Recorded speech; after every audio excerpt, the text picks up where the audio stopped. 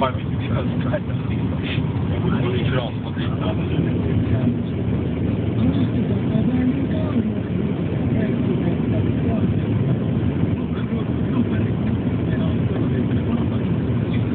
Tapauksessa onnistuu myöskin parantamaan, jos ihmisellä on mennyt jonkin verran muistisoluja tuhoutumaan, niin myöskin parantamaan tällaisia tuhoutuneita soluja. Mä sit edelleenkin odotan sitä, että kun peleissä tapahtuu sitä, että jos loukkaantuu tosi pahasti, niin sit voi mennä nurkan taakse vihollisia piiloon ja hieroa kättä vaikka jollakin omalla sormella tai pyörittää harsoa ympärillä ja ampumahaava paranee ihmeellisesti. Niin mä odotan sitä, että kun näitä myös näitä ruokia oikeassa elämässä syö, vaikka jalka murtuu, niin vetää pari desiä mustikoita, niin puutuminen tapahtuu ihan vaan silleen. Ja siitä. Tää on Kimpparikalle finanssi-efekti. Joku tämmönen joo. Mun suosikki on tässä jossakin pelissä, missä on Getawayssa, joka oli tällainen strippeihin sijoittu tähän GTA-henkinen seikkailu, niin siinä pystyy kun menit nojailemaan henkisesti sinne seinään, mutta sitten pari sekuntia siinä, niin kaikki on etu. Kyllä muistan, että saatoin kopata 15 pukumiestä, joilla kaikilla oli AK-47. Hetki on näyty seinään, et tarttanut sitä mustikko powerbaaria siihen väliin vaan.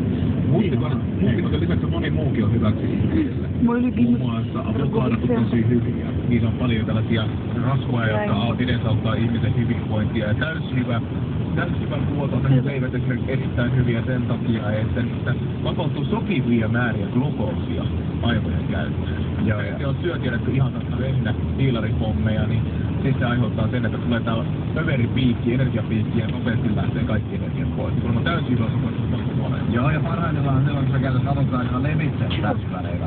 No niin, se on varmasti sellainen optimaalinen. Ja tumma suklaa on tässä listalla myöskin. Ja se on sanottu, että tumma suklaa pystyy parantamaan aivojen verenkiertoa. Kunhan sitä ei ihan hillittäviä määriä vedä, mutta muutaman palasen päivässä, niin se on ihan ok. Mutta nämä kaikki ruuat sitten... Mutta mun preisselipä varoittaa.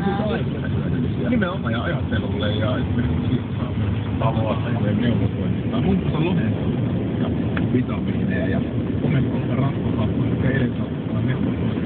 No mitä tilanne on se, että oikeesti vetää mustikoita ja avokadolevitettä täysväleivältä ja loukkatumpsuklaa kaikkialla. Vaan sä haluaisit herkutella vetää kebabia. Riittäkö, että sä pidät aivot kunnossa sillä, että sä teet samalla Rubikin kuutiota tai täyttelet sydokua? Tuskin, koska nämä on kiinnostavaa, mitä nyt on lueteltu tässä. Niin ne on hyväksi mielelle, mutta ne ei välttämättä aiheuta kuitenkaan mielihyvää hetkellä. Että vaatitaan tietoista luokalla. Että ei oikeastaan muistikossa syödessä ei varmaan niin tuu ajatelleeksi, että jotain parantaa mun muistia. Mutta siinä vaiheessa, kun mä purasen mun legoilla sipulirengasta, niin mun aivon reseptorit huutaa Hoosiannaa. Ja mä tiedän sitten vaiheessa, että tämä toimii.